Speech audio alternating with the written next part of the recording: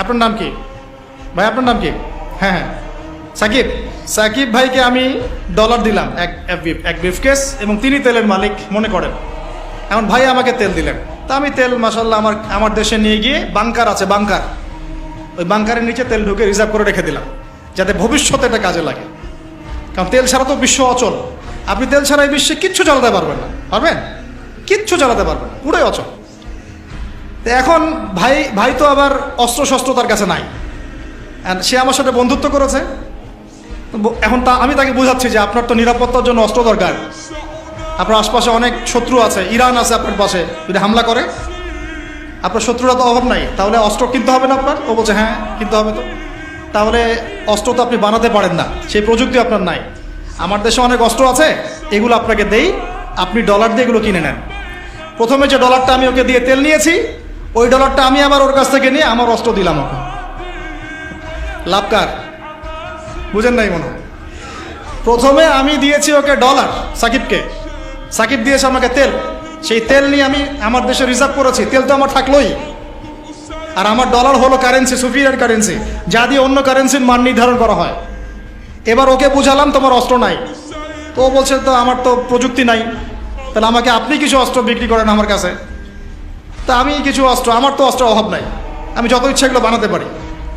যেটা বানাচ্ছি ওর চেয়ে অত্যাধুনিকটা আমার কাছে আছে। ওকে এমন কিছু দিব না যেটা দিল ও আবার আমাকে আক্রমণ করতে পারে। ওকে এমন অস্ত্রই দিব যেটা আমার প্রতিহত করার ক্ষমতা আছে। ব্যালিস্টিক মিসাইল ওকে দিব না, ওকে অন্য কিছু দিব। তা আমি এখন ওকে অস্ত্র কিছু দিলাম, ওই যে ডলারটা প্রথমে দিয়েছি ওইটা আবার সে আমাকে দিয়ে দিল। কিছু কি বুঝলেন? এইটাই চলতেছে আরবের মধ্যে। অথচ এই সার্কাসটা কিম জং উন অনেক বেশি বুঝেছে আগে। ও বলছে তোদের সাথে চলি না, আমি চায়নার সাথে চলবো, রাশিয়ার সাথে চলবো, এই যে অস্ত্র বানাবো। দেখেন নাই কয়দিন আগে গোলগাপ্পু একটা মানুষ আসে আর বলে যে এই যে বিচার চালাচ্ছে, দেখেন নাই? ও ভালো কাজ করছে, তাও আশা। হ্যাঁ, আমি সে মুসলিম না, কিন্তু বলছি যে ওই সেন্সে সে ভালো কাজ করছে।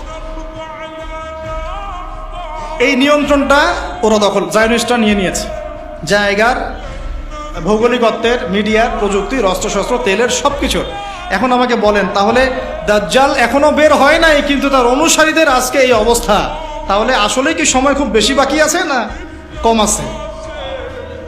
আস্তে আস্তে বিশ্ব এদিকে যাচ্ছে। তবে সুসংবাদ, আমাদের জন্য সুসংবাদ হচ্ছে এই সময়টা আস্তে আস্তে অনেক মুসলমান শাহাদাত বরণ করবে ইনশাআল্লাহ, এবং তারা জান্নাতে শহীদ হয়ে পাখি হয়ে যাবে ইনশাআল্লাহ। ওটাই তো চূড়ান্ত সাফল্য, তাই না? আমাদের বাচ্চারা মরে নাই, আমাদের বাচ্চারা জান্নাতের পাখি হয়ে আছে ইনশাআল্লাহ, আর ওদের সৈন্যরা মরে জাহান্নামের কীট হয়ে আছে ইনশাআল্লাহ। আমাদের ভাইরা মরে নাই, তারা জীবিত আছেন, তারা জান্নাতের ফল খাচ্ছেন ইনশাআল্লাহ। আমাদের মায়েরা বোনেরা মরেন নাই, তারা এখনও জীবিত জান্নাতে আছে, এবং তারা এই দুনিয়াতে আরো বারবার ফিরে আসতে চাচ্ছেন। এখন আল্লাহ আমাদেরকে আরো একবার ফিরিয়ে দিন, আবার শহীদ হয়ে আপনার কাছে আসবে। ওরা এই দাবিই করছে আল্লাহর কাছে। আমাদের বোনরা মরে নাই, আমাদের ভাইরাও মরে নাই, আমাদের বাচ্চারাও মরে, কারণ এই জীবনটাই চূড়ান্ত জীবন না। তার মানে এই না যে আমরা ওদের এগুলো মেনে নিব। একজন ফিলিস্তিনি বাচ্চা যতদিন জীবিত আছে এই যুদ্ধ চলবে ইনশাআল্লাহ। আমরা পারি না, কি হয়েছে? ওরা তো পারে, দোয়া করবো আমরা তাদের জন্য। আর আমরা এই হাদিস খুব ভালো করেই জানি যে খোরাসান থেকে ব্ল্যাক ফ্ল্যাগস যাবে, এমন একটা জৈশ যাবে, ফালা নি'মাল জৈশু জৈশুহা, না ফালা নি'মাল আমিরু আমিরুহা ওয়ালা নি'মাল জৈশু যালিকাল জৈশ। কতই না উত্তম সেই বাহিনীর আমির, আর কতই না উত্তম ওই সেনাবাহিনী। আল্লাহ নবীজি বলছেন তারা যুদ্ধ করতে করতে করতে করতে বাইতুল মুকাদ্দাস পর্যন্ত জয় করবে, পৃথিবীর কোনো পরাশক্তি ওকে ঠেকাতে পারবে। আর যদি সেটা এই বিশ্বে হয় তাহলে আমরা বুঝতে পারছি এরা কারা হবে। যদি সেটা এখন হয়ে যায় আগামী 10-20 বছরের মধ্যে, আল্লাহ ভালো জানেন, আমরা জানি না, 100 বছর পরেও হতে পারে, তাহলে আমরা বুঝতে পারছি তারা কারা হতে পারে। আমরা তো বুঝতে পারছি ওয়ার্ল্ডের মধ্যে কারা কি করছে। হ্যাঁ, যাদের প্রতি মহব্বত রাখলে আপনাকে আবার বলছে আপনি মুনাফেক, টাটকা মুনাফেক, তাজা মুনাফেক, অমুক মুনাফেক, তমুক মুনাফেক।